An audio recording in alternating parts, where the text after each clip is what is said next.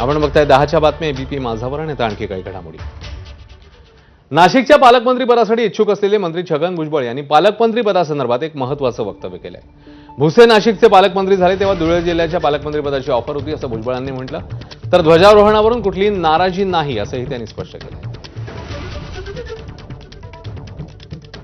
ज्यावेळेला भुसे साहेब झाले ना पालकमंत्री, त्यावेळेला मला ते म्हणाले की तुम्ही धुळ्याला, मी म्हटलं होय धुळे वगैरे काही नाही, राहिलो तर पण नाशिकमध्ये, नाही तर मला पालकमंत्री पाहिजेच असं काही नाही। पण तुम्ही कशाला आता तो इश्यू करता, काय संपला विषय आहे। नाराज अजिबात नाही। मी 91च्या अगोदरपासून महापौर होतो, 85 पासून ध्वजवंदन करीत आलेलो आहे। आता एवढंच आहे की जरा गोंदियावर फार दूर लांब पडता आहे आणि माझी तब्येत पण तशीच आहे, तर एवढं प्रवास वगैरे करा, कारण ते 2-3 दिवस जाणार।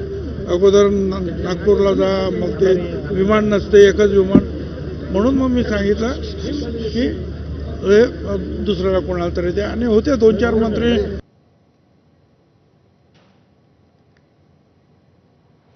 याच बातमीसोबत आणखी एक छोटासा ब्रेक, पाहत राहा एबीपी माझा।